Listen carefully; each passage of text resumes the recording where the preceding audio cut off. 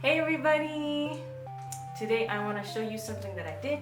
I drew this picture, which I put up on Instagram a little while ago, and I tried something new with this picture, which was layering all the colors, especially for the little planties and all the succulents and all that cute little stuff, and I wanted to show you the process of how I did that. So you guys can see my drawing a little better now in this picture, and you can see all the little citruses and then all the little plants and succulents. And I'm mostly going to be doing the plants. See some of the testy bits that I already did. I did some color tests, and I'm going to be showing you guys how to do that first. Because my sketchbook has a very light paper, I need to put this on the back, and having the light paper is actually not really a bad thing because the markers don't get caught on the paper, because thicker paper, the marker ink gets absorbed and then it destroys your tips and all of the marker stuff. So you don't actually want your marker paper to be that thick. But you can probably find some marker paper if you have a little extra money on hand to get a paper that doesn't bleed through the other page, but it's entirely unnecessary for marker art. You don't need that, you just need a scrap piece of paper and you're good to go. So I'm starting with my lightest color, and I'm going to do a whole bunch of them to begin with so that you guys can see how to build color on top of each other. And the marker I'm using right now is YG11 or Mignonette.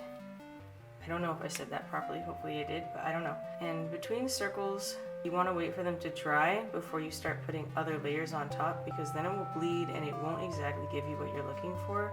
Especially because when you're doing a whole drawing, you're probably not going to be moving that quickly between markers, especially if you're doing an entire layer at the bottom with one color.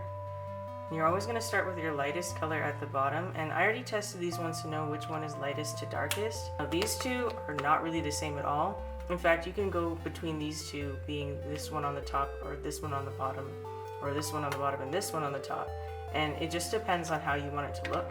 But for these two, this one is definitely the lightest. For my next one, I'm going to do a little bit of a half layer, so I'm not actually going to color it all the way. The reason you're going to start with a base layer on the bottom for them is because you want all of them to look like they come from the same color family, even though some of them don't, but you want them to have that look of being related to each other.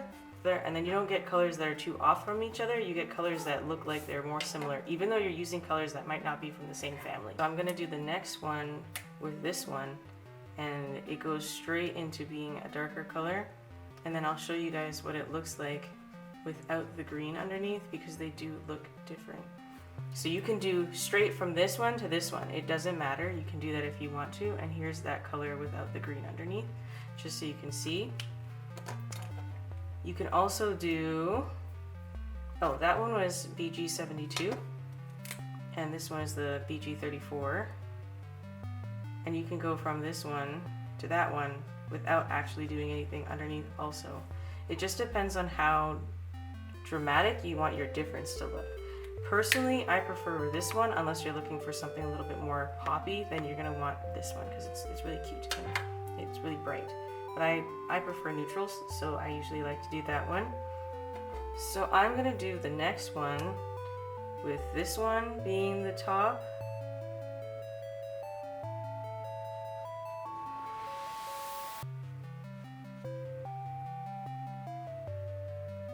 And you can see how it's like a less dramatic change, but it all still looks really nice in order to layer it from top to bottom. And then I'm going to do this one with this color at the top, and I prefer going from this one to this one because it's a little bit less dramatic of a change. So say I wanted to do a plant, I usually wouldn't go from the green straight to this one. I would probably go from the green then to this slightly darker green that's a little bit more mossy, so I could make it a little bit more neutral, and then I would go into this one. Now I said before that you can do that in the opposite way, so I'll color this one in, and you can actually put all four of them on top of each other in different ways. So while those ones are doing their things, I thought of another one that I want to show you. So I'm going to start directly with this pretty bright green here, or greeny blue, This one's a really fun color. I like to use it when I want all my art to look really dewy and cute and all sorts of cool stuff like that. And I'm also going to show you the reverse using this one.